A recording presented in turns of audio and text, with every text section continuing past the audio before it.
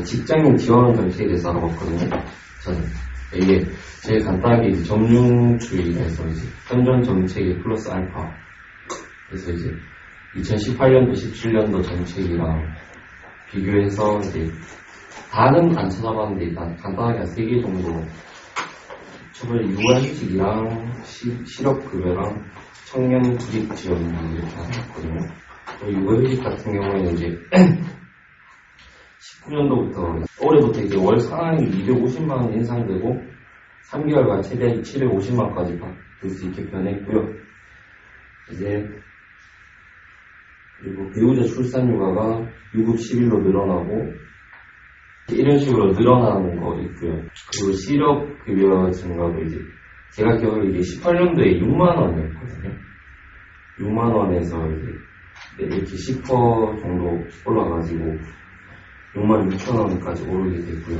내가 청년 구직 지원비는 이제 18년도에는 이제 명칭이 좀 다른데 청년 대상으로 이제 30만원에서 3개월 지원하는 것을 이제 50만원에서 6개월 다시 늘어나는 걸로 이제 변화하는 것이 이제 점유주의 부양해가지고 됐거든요. 네. 저는 인천시의 노동조정 정책을 찾아봤는데요. 상수부나 총수원 등 나머지 용역노동자들을 이제 비정규직에서 정규직으로 전환을 했고요. 노동약자를 위한 사회 안정망을 구축한다고 이제 인천에서 일하는 많은 이동 노동자들을 위해 쉼터를 설치할 예정이라고 합니다. 그리고 노동쉼터에는 편의시설 기부 등을 구비해서 노동 상담이나 강의 등을 하는 공간으로 활용할 계획을 세우고 있고요. 공동주택 아파트의 노동자들을 위해서 노동여건 또한 개선한다고 이제 추진을 하고 있어요. 이제 거기는 환경 개선이랑 편의시설 확충의 예산을 지원할 예정이고요.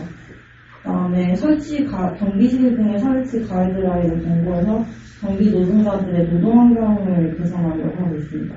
그리고 감정 노동자 보호에 관한 조례 또한 여기 나와 있는 것처럼 보호제도와 체계를 구축한다든지 감정 노동으로 인한 정신건강 장애 예방 조치를 적극 이행한다든지 하는 조례를 내년 상반기에 발주할 계획이라고 하는데요. 저는 이거는 아예 다른 대안을 찾기보다는 그냥 현존 정책에서 보완하는 정도로만 생각을 했기 때문에 점증 모양이라고 생각을 했고요. 복지 정책인 만큼 이런 정책에 대한 관련자들을 위한 정책을 하는 것으로 봤을 때 가치상bor주의 이념을 포함했다고는 할 수 있지만 효과와 비용을 의미하는 결과 부분 예측은 조금 미흡하지 않았나. 그래서 그 부분이 문제가 있다고 생각했습니다. 저는 유아 무상보육 제도에 대해서 조사를 했는데요. 일단 무상보육 정책은 5세 이하 유아 가구한테 보육료 또는 양육 수당을 지급하는 제도인데 2007년 대선 때 이명박 전 대통령이 무상보육에 관한 공약으로부터 이 정책이 추진이 먼저 되었고 목적은 원래 저출산 문제 해결을 위한 방안이었는데 그런 유아 가구한테 보육료를 지급하는 정책으로 추진되었습니다. 그래서 보육기관이 어린이집한테 맡기는 가구한테는 보육료를 어린이집을 이용하지 않는 가구한테는 보육수당을 지급하는 내용이고 그 예산은 중앙정부와 지자체가 비용을 분담하는 형식인 매칭 펀드 방식으로 신청이 돼요. 따라서 이 제도를 시행하기 위해서는 지방정부도 재정 마련 부담을 떠안게 됩니다. 그러므로 재정 자립도가 떨어지는 지자체는 이 제도에 대한 부담감이 크고 누리과정이라고 5세 유아한테 공통적으로 제공하는 교육과정에 예산 지원을 놓고 지자체와 교육청 간에 벌어졌던 갈등이 이러한 지자체의 부담감을 예를 단적으로 보여줍니다. 저는 이 무상보육 제도를 점증 모형이랑 관료정치 모형의 모습에 대입을 했어요. 이 제도는 점증 모형의 분산적 정책 결정 특징을 보여줍니다. 왜냐하면 정부는 무상보육 제도를 실시하겠다는 계획만 내놓고 이외 교육청은 유상교육제도 제정이 어려워서 누리과정 예산을 미편성하게 둔다. 그리고 중앙교육부는 누리과정 예산은 의무지출 경비이고 어린이유통연합회는 학부모한테 보육료를 요구할 수 없고 향후 대책을 세우겠다는 각기 다른 입장을 취하겠음을 알 수 있습니다. 또 그건 모양으로서 정정주의 모양 입장에서는 모든 유아한테 똑같이 표준 유아 교육비와 보육료를 향해 지원 액면유화할 것인가 아니면 특정 유아한테는 또 다른 차원의 선별적 지원을 추가할 필요가 없는지에 대해서 논의를 해나가는 것이라고 밝힌 부분에 대해서 현재 정책에서 적극적으로 그런 대안을 추구하는 정착주의를 볼 수 있습니다. 반려정치 노랑이라고 생각하는 이유는 대통령, 유아교육학자들, 지방교육청, 중앙교육부, 어린이집 총연합회 등 관련 집단의 개개인의 목표가 다 다르고 이들의 타협 행동의 수단으로 보는 행동에 의해서 목표를 달성하려 하기 때문에 반려정치 모양이라고 생각했습니다. 저는 입규창법이라고 음주운전으로 인명피해를 낸 운전자에 대한 처벌 수위를 높이고 음주운전의 기준을 강화하는 내용을 담은 특정 범죄 가중처벌 제한 관한 법률 개정 및 도로교통 개정을 조사를 했습니다. 이 사건은 2018년 9월 25일 새벽에 이창호 씨와 그의 친구들과 함께 부산 해운대에서 인도로 걸어가던 중 마치 운전사가 그들을 치어 내사 상태에 이르게 되었고 결국 2명이 사망한 사건입니다. 이러한 사건을 위해 전체 현장의 해결책이 음주운전 기준을 강화하는 내용을 담은 도로교통법 개정안을 제시하였습니다. 이 정책은 구체적으로 말하면 사망 사건은 현행 1년 이상 최고 무기징역 또는 최저 3년 이상 징역으로 바뀌게 되었고요. 적발 기준은 적발 시 1년에서 3년, 벌금 500에서 1000만 원 사이로 바뀌게 되었습니다. 정책 과정을 형리무형에 따라 설명하자면 이창호 그의 친구들 음주사고 당한 사망 사건은 정부에서 심각성을 알고 도로교통법 개정안을 발의하고 결과 평가 수칙하여 최적의 대안으로 결정하는 과정으로 설명할 수 있습니다. 조직 과정 모형에 의하면 국회와 정부에서 발의하고 통과하는 각 기관마다 입장이 반영되어 목표를 달성한 부분적 합리성을 도모하였습니다. 법률 정치 모형에서 보면 국민들의 이런 사고로 인해 청와대 청원 게시판에 적극적으로 목소리를 내며 참여해 정부에서 법을 발의하고 통과할 수 있게 되었습니다. 목표 달성을 위하여 참여자들 간의 연합 참여에 이루어진 정치적 활동으로 볼 수 있습니다. 저는 육아휴직에 대해서 조사했는데 이제 정책 내용은 출산 후 육아휴직을 하게 되면 해당 기간에 통상임금의 일부를 지원해주고 이제 요즘에는 남성 육아휴직을 장려하기 위해서 돈도 좀 늘리는 등 지원 금액이 오르고 지급 기준이 변화하는 정책에 대해 조사를 했어요. 정책 목표는 저출산 완화 및 해결을 잡고 정책 문제는 저출산으로 잡고 피해 규모나 결과 파악에 대해서 간단하게 조사를 했고요. 이제 저출산 문제로 인해 무슨 피해가 나오는가에 대해 조사했을 때 노동인구 감소, 그다음에 세금이 주는 회식값이 하락하고 재산 가치가 하락합니다. 그다음에 문제의 심각성, 피해 대상 이렇게 했을 때 노동인구가 줄어듦으로써 세금이 감소하고 노동인구 30, 40세대의 부담이 늘어난다. 그리고 인구 소득이 떨어지는 문제 등 국가랑 많은 연관이 있다 이렇게 조사를 했어요. 원인 파악을 했을 때 출산율의 하락, 육아의 고통, 결혼 나이에 미쳐진 경제적 부담의 증가, 국가적 지원 미흡, 직업 환경의 불안정성, 그리고 직장 생활을 하는 여성들의 증가 이렇게 원인을 파악했고요. 정의는 저는 이제 여성의 부담과 경제적 부담이 늘어나서 저출산 문제가 생겨난다고 이렇게 정의를 내렸습니다.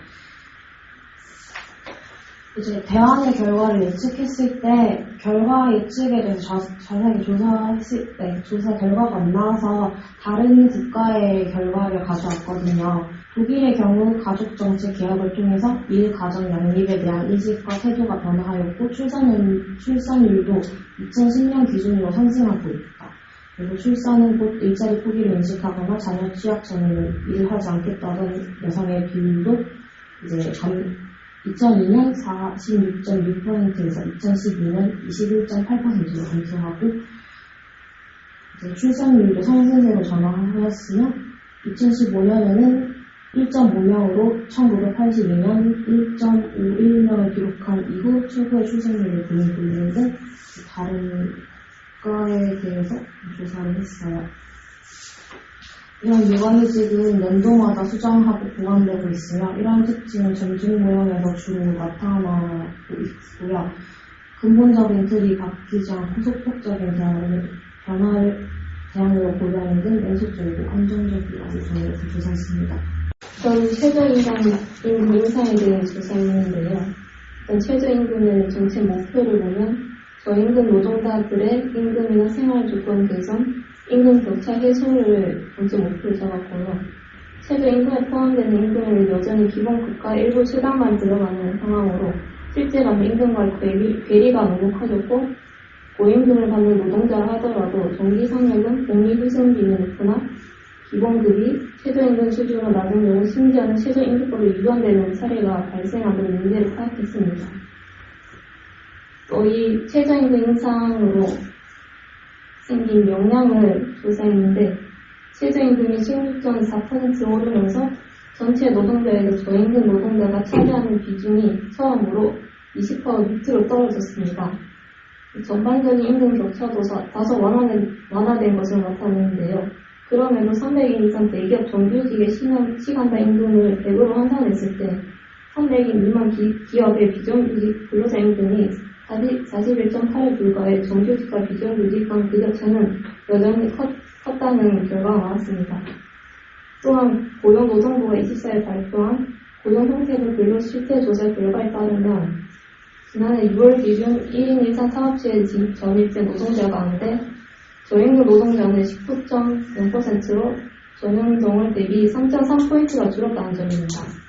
저임금 노동자 비중이 20% 아래로 떨어진 것은 2008년 조사 이래 처음입니다. 저임금 노동자는 중위임금의 3분의 2 미만을 받는 이들을 말하는데 지난해 6월 기준 월 179만 1,000원 이하인 것입니다. 최저임금 인상으로 인해 피해 집단과 수혜 집단을 조사했는데 일단은 최저임금 인상되면 자영업자와 중소영세기업, 소상공인 등의 부담이 커진다는 점이고요.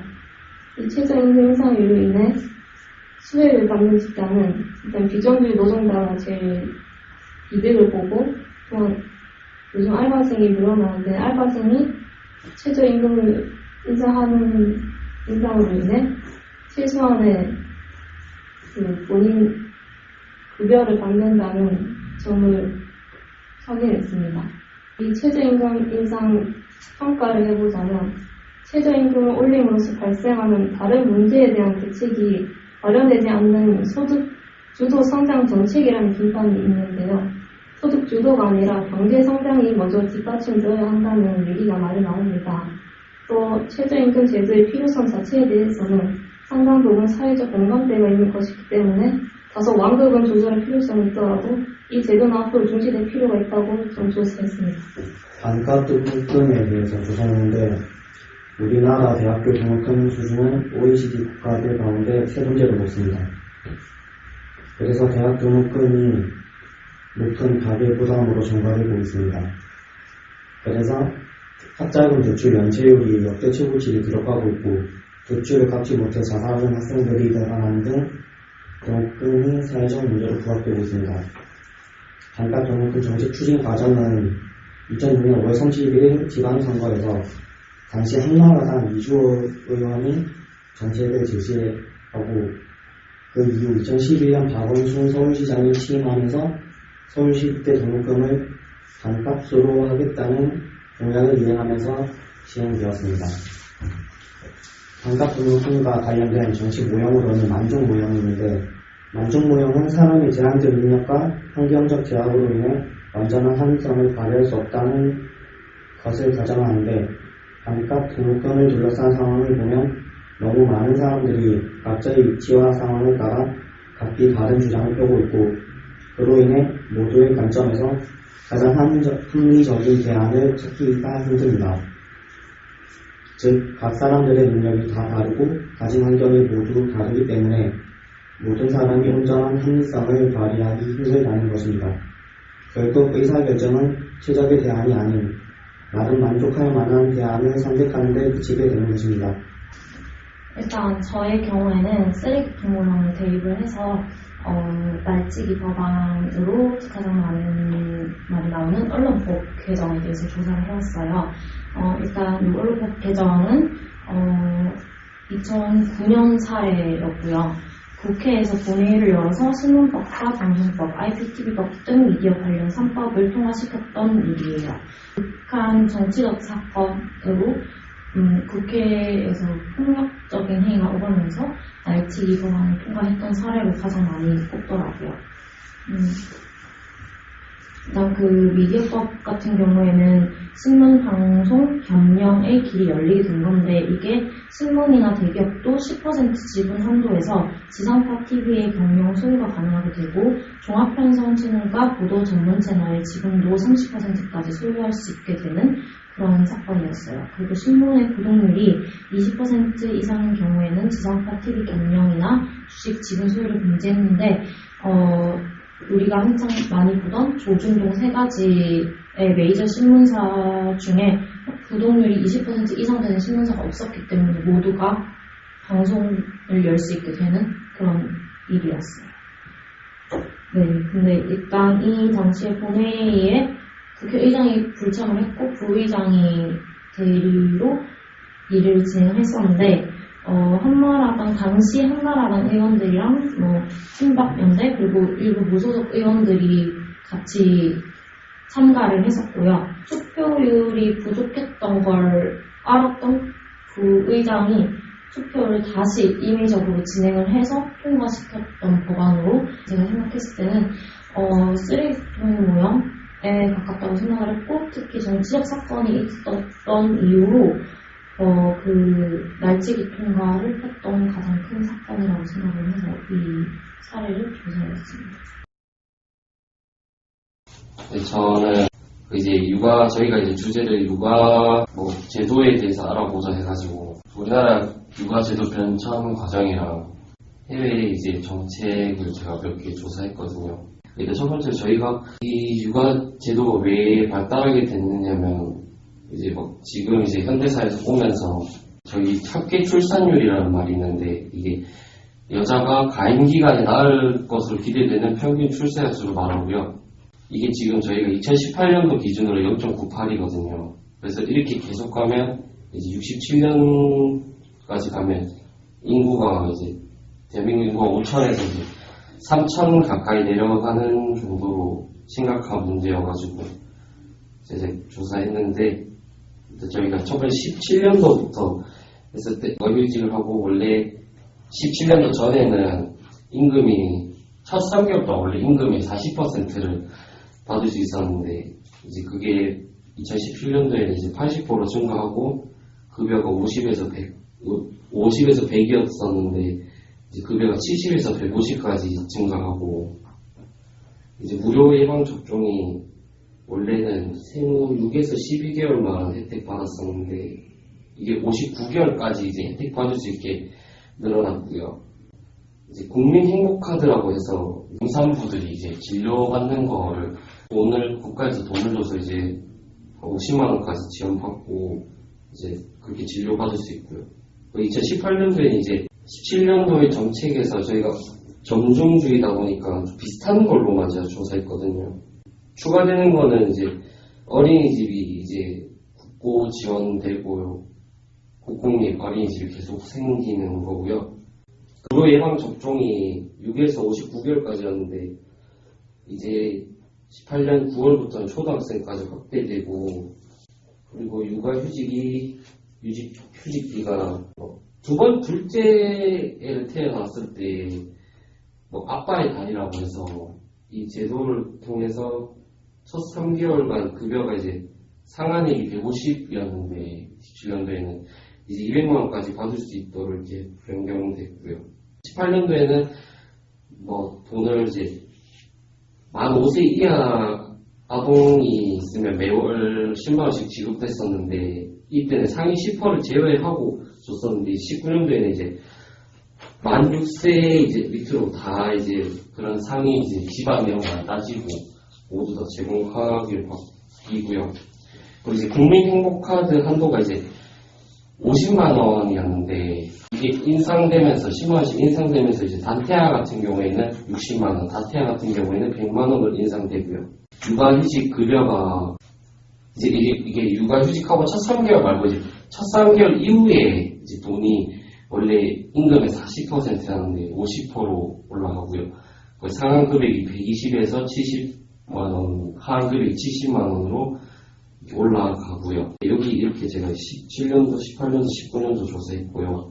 그래서 다른 나라의 육아 정책을 제가 이렇게 알아봤는데 프랑스도 이제 위기가 있었는데 이제 국가에서 적극적으로 나서면서 뭐 이제 국내 총생산 5%를 가족수당에 투자하고 이게 가족수당이 뭐 자녀가 많을수록 돈을 계속해서 늘어나면서 계속 돈 주는 거고요.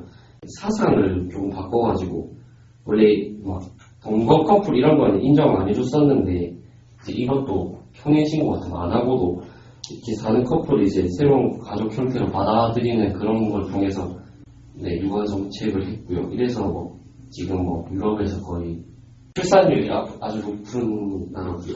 그다음 이제 독일 같은 경우에는 2007년도에 얘네도 이제 육아 이제 출산율이 너무 낮으니까 이걸 올리기 위해서 2개월 휴가 휴직을 할 경우에 뭐 2개월 휴가를 더 준다 이런 제도가 있고 그리고 아이 돌봄 서비스라고 해서 이제 부모가 이제 몸 맡을 때 이제 이런 시설을 이용해서 뭐 이렇게 아이를 잘 돌볼 수 있다는 느낌으로 이런 정책해서 뭐 증가시키고 있는 중이고요. 그리고 이제 핀란드 같은 경우에는 얘네는 뭐 다른 지원보다는 가장 큰 지원이 이제 머티니티 패키지라 해서 이게 베이비박스라는 건데 임신한 뭐 결혼 여성들한테 이제 박스를 하나 배달해 주는데 그 박스가 뭐 방한복, 베네 저고리, 손발사기 뭐 이런 등등 뭐 기저귀, 머리비 이런 거 모조리 전부 다 국가에서 지원하는 거고요. 뭐 이거를 이제 안 받고 돈으로 받을 수도 있는데 이게 아마 돈으로 받는 사람 거의 없고 이제 경제적으로 나라가 지원해 준 것도 맞는데 그런 것보다는 이제 사회가 인정하고 축하해 주는 일로서 해가지고 이제 임신을 되게 장려하는 그런 제도여서 네 이렇게 찾아봤습니다. 저도 정경이랑 지금 변경된 출산 육아 지원 제도에 대해서 봤는데요. 겹치는 것 빼고 얘기하자면 임산부 입원 진료비 지원 범위 확대라고 기존 고위험 산모의 입원 진료비 범위는 조기 진통, 분만 관련 출연 등 총 5개에서 2019년부터는 전치 태반 양수 과다증 등 6개의 질환을 추가해 총 11개 질환에 대한 입원 진료비를 지원받을 수 있어요. 이제 아빠 육아휴직 보너스 상한이라고 이 제도는 두 번째 육아휴직자의 육아휴직 3개월 급여를 통상 100% 지원하는 제도로 육아휴직에 들어가는 남성에게 첫 3개월간 기존 상한이 200만 원을 250만 원으로 인상할 예정이라고 합니다. 또 배우자 유급 출산 휴가 확대라고 이전까지 출산 휴가는 3일에서 최대 5일, 이 중 3일은 유급, 2일은 무급으로 지원을 받을 수 있었는데 올해부터 10일 동안의 유급 휴가, 이른 출산일로부터 90일 이내 1회 분할 사용이 가능합니다. 또 1세 아동 의료비 대폭 경감으로 1세 아동에 대한 진료비 부담률을 5에서 20% 인하하고 감기로 소아과 방문 시 3,200원에서 700원으로 대폭 경감하는 제도를 보이고 있습니다. 공동 육아 나눔터를 113개소에서 218개소로 확대하고 세일센터라고 여성 새로 일하기 맞춤형 센터로 이번 지원 확대를 15개소에서 43개소로 확대했고요. 자녀 장려금 최대 50만원 지원을 70만원으로 20만원을 인상하여 이런 제도를 변경하였습니다. 또 복지가 좀 북유럽 나라 육아 제도를 찾아봤는데 첫 번째로 스웨덴을 보면 스웨덴 정부는 부모 할당제 도입을 통해 남성의 육아휴직 사용 비율을 끌어올렸는데요. 스웨덴의 출산 휴가는 부모 각각 240일로 무려 480일간의 육아휴직을 부모가 합해서 쓸 수 있는 기간이고요. 이 육아휴직 기간 동안의 급여는 정부에서 80%를 책임져 준다고 합니다. 또 육아휴직 기간으로 390일간은 기존 소득의 80%, 나머지는 정해진 금액을 지급한다고 합니다. 그래서 육아휴직을 할 경우 우리나라처럼 가계가 흔들리는 소식이 거의 없다고 봅니다. 두 번째로 프랑스 조사했는데 프랑스의 부모와 육아 정책의 모습을 자세히 살펴보면 엄마는 3년 6주, 산후 10주의 휴가를 받으며 아빠는 14일 휴가를 받습니다. 또한 휴가 중인 부모에게는 사회보장기금에서 1일 86유로, 하나 약 11만원씩 지급되고요. 임신, 출산의 모든 비용을 국가가 지원하고 자녀가 성인이 될 때까지 자녀 한 명당 월 수십만 원의 가량의 자녀 수당이 나는 프랑스 정책이 있습니다. 또 마지막 세 번째로 노르웨이에 대해 조사했는데 노르웨이의 육아휴직제도 역시 스웨덴과 같은 부모 할당제를 갖추고 있는데요. 육아휴직 기간은 육아휴직 급여 수준에 따라 46주와 56주로 나뉘는데요. 육아휴직의 급여는 46주에 육아휴직을 택한 경우 휴직 기간 동안 이전 급여의 100%를 수령할 수 있고 56주 육아휴직의 경우 급여의 80%를 수령할 수 있습니다. 이때 최대 수령 금액은 9월 92,576 노르웨이 크로나로 하나 약 1,200만 원이고요. 육아휴직 대상자가 아닌 부모의 경우 2017년 1월 1일 기준 월 61,120 노르웨이 크로나를 수령하게 됩니다. 2018년 이전에 육아기 근로시간 단축 시간을 2019년에 변경된 상황이랑 비교를 해보면 2018년도에는 1년 육아휴직을 모두 사용한 경우에는 근로시간 단축이 허용되지 않았지만 2019년에는 부모가 하루 1시간 최대 2년간 근로시간이 단축 가능하고 임금의 삭감이 없고 하루 1시간에 대해서 통상 임금 100%를 받을 수 있도록 변경이 되었습니다. 육아휴직 기간은 1년 이내 자녀 1명당 1년 동안 사용 가능하기 때문에 자녀가 2명이면 2년 사용 가능합니다. 그래서 근로자의 권리이기도 하기 때문에 부모가 모두 근로자이며 한 자녀에 대해서 아빠가 1년, 엄마가 1년 각각 사용 가능합니다. 지급 대상은 사업주로부터 30일 이상의 육아휴직을 부여받아야 하고 육아휴직 개시일 이전에 재직하면서 임금 받은 기간이 모두 합계 180일 이상이 되어야 하며 같은 자녀에 대해 피보험자인 배우자가 동시에 육아휴직 중인 경우에는 중복된 기간에 대해서 한 명만 지급합니다. 아빠 육아휴직 보너스 제로해서 같은 자녀에 대해 부모가 순차적으로 모두 육아휴직을 사용하는 경우 두 번째 사용한 사람의 육아휴직 3개월 급여를 통상 임금의 100% 상한 250만원으로 상향하여 지급하고 19년 1월 1일부터 상한액 250만원으로 인상이 되었습니다. 의료 및 진료비 부담 경감에 대해서도 이전 연도와 비교를 하자면 산후도우미 서비스 관련해서 2018년에는 전문 교육을 받은 산후 신생아 건강관리사가 출산 과정을 방문하여 중위소득 80%까지만 수령 가능했는데 2019년에는 중위소득 80% 이상도 산후도우미 서비스 50만원을 지원받게 되었습니다. 다른 나라의 육아휴직 제도로 독일을 살펴봤는데 독일의 부모휴직 제도는 아이가 세 번째 생일을 맞이하기 이전 혹은 입양한 날짜로부터 3년이 지나기 이전에 신청할 수 있으며 휴직 기간은 최대 3년입니다. 이때 부모 휴직 제도를 신청한 경우에 최대 최대 휴직기간 3년 중 일부 기간 동안 원활한 육아를 지원하기 위한 명목으로 일정량의 생활비를 지급하는 제도가 있는데 이를 부모휴직 수당 제도로 하며 부당 기간은 12개월, 보호자 두 사람이 함께 신청하였을 경우 교대로 아이를 돌보고 보호자 둘 모두 최소 2개월 이상의 휴직 기간을 가져야 한다는 조건하에 14개월입니다. 그래서 밑에 표로 제가 비교를 해놨는데 한국은 휴직 기간이 최대 2년이고 독일은 휴직 기간이 최대 3년. 수당 상한은 한국은 월 120에서 150만원, 독일은 한화로 약 230만원.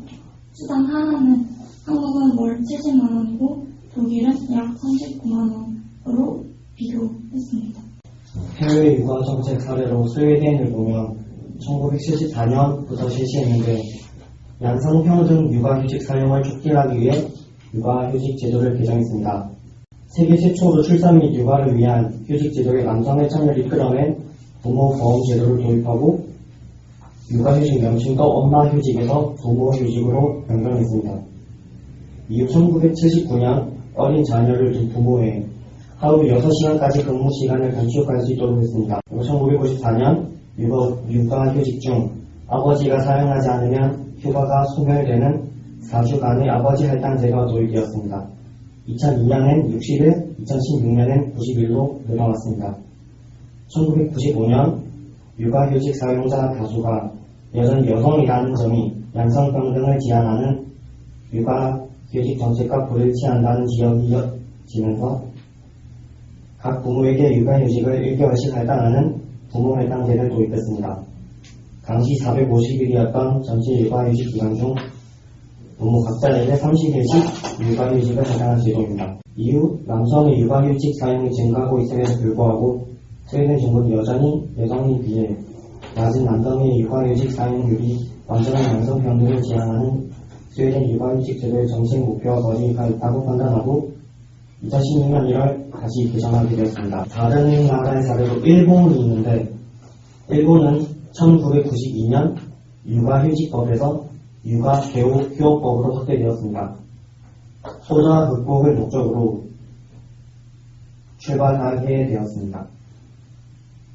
이후 1995년 육아휴직 급부제도를 도입하여서 휴직 전 임금의 25%를 고용보험에서 제공하는 것을 골자로 하고 있습니다. 이는 기존의 육아휴직에 따른 경제적 문제를 사업주 또는 노동자 개인의 책임에서 사회적 책임으로 전환했다는 점에서 예의가 있습니다. 이후 2001년 육아개호휴업법이 일부 개정되었습니다. 그 핵심은 육아간호휴업을 이유로 불이한 취급의 금지, 일, 가정 양립의 희망자가 가능할 수 있도록 하는 노력 의무와 정부 차원의 의식 개몽을 위한 지원 조치가 이루어졌습니다.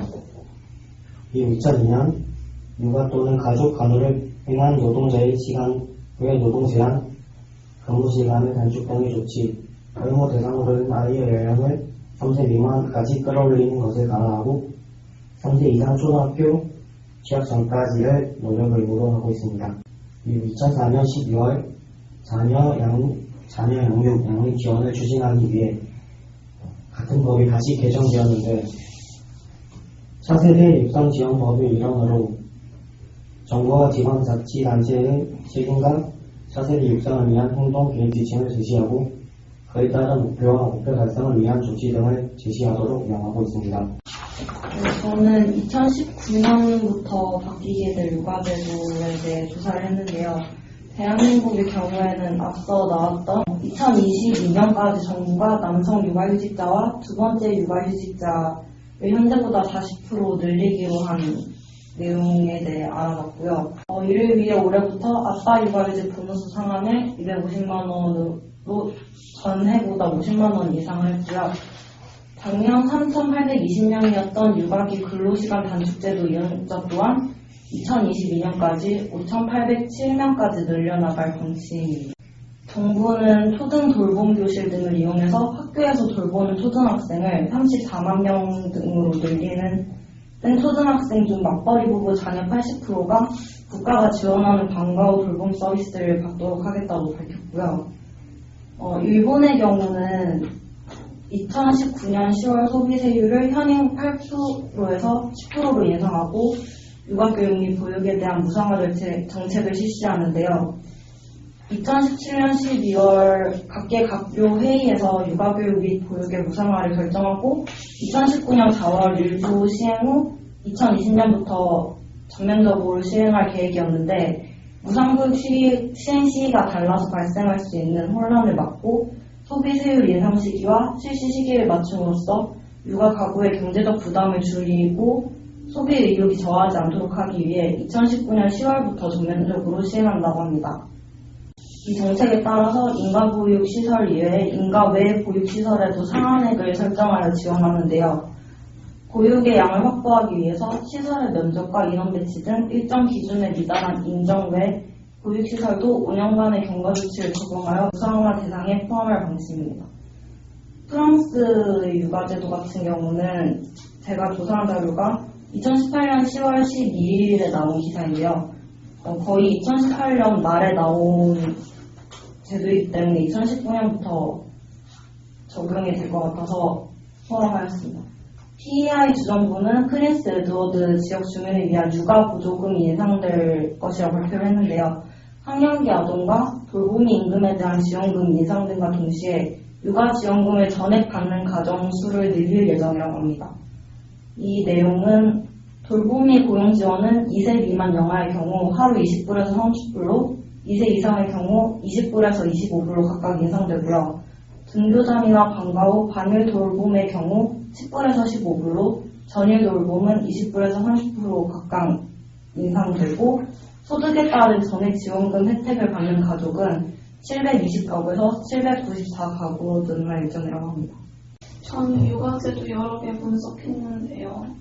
출산 지원금 혜택, 출산 휴가 근력 확대, 배우자 출산 휴가 기간 확대, 1세 아동 의료비 대표 경과, 육아기 부모 근로시간 단축, 임산부입원 진료비, 육아휴직후 복지 근로자 연장 보장은 정년도 대비 어떻게 바뀌었는지 비교했습니다.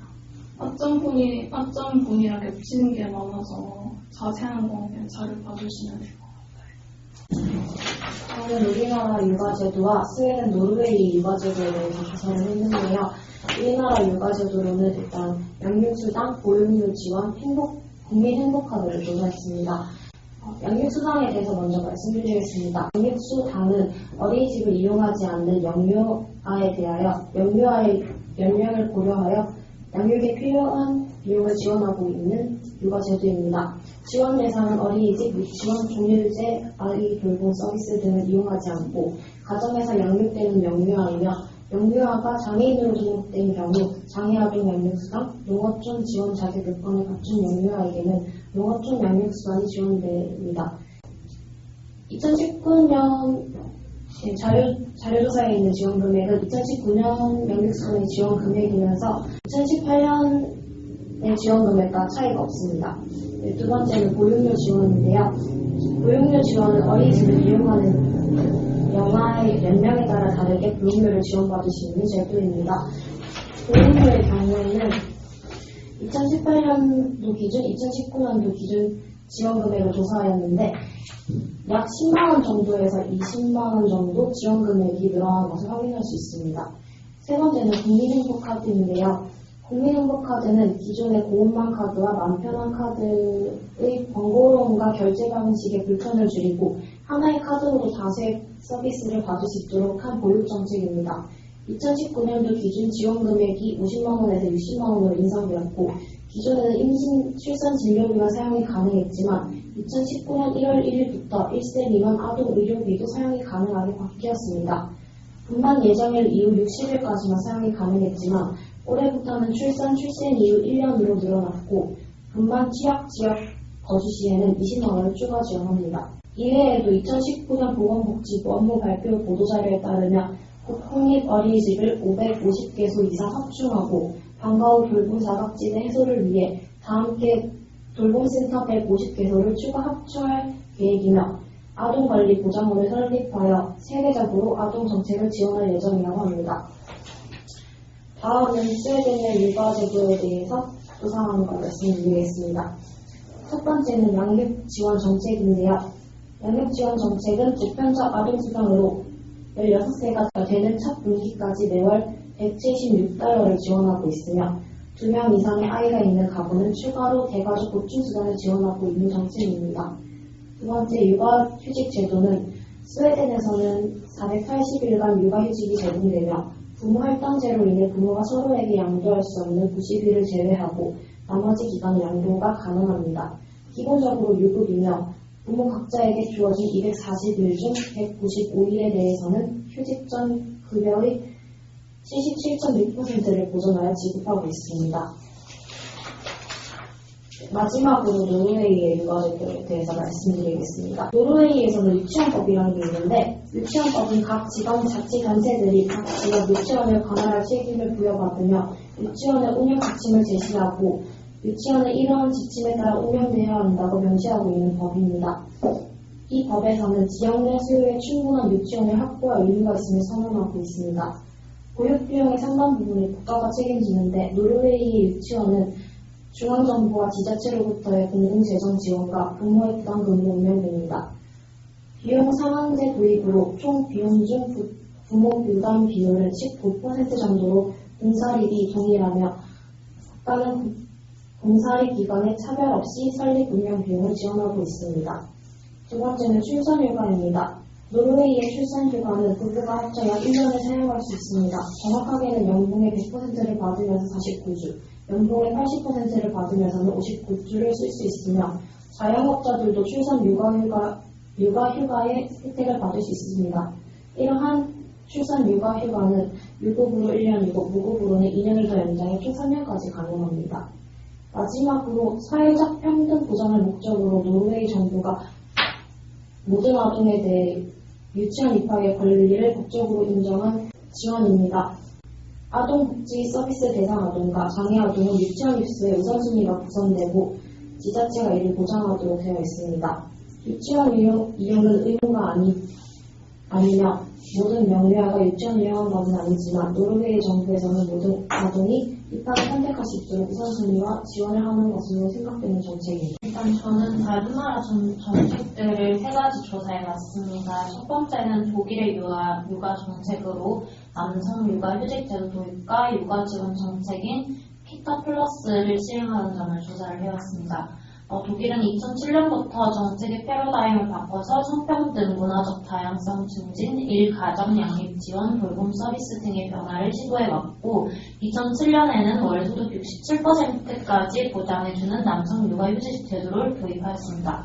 남성이 육아휴직을 이용하도록 육아휴직 기간 동안 14개월 중 2개월은 부모 중 육아휴직을 하지 않은 자가 사용하게끔 정책을 시행을 하고 있습니다. 그 결과 2006년 3.5%에 머물던 남성 육아휴직자 비율이 시행 첫해 10.5%로 3배가량 뛰었고 2014년에는 34.2%까지 상승을 하였습니다. 2016년에는 아이돌봄 서비스 확대를 위해서 키타 플러스라는 이름의 정책으로 1억 유로를 투입을 하였는데요.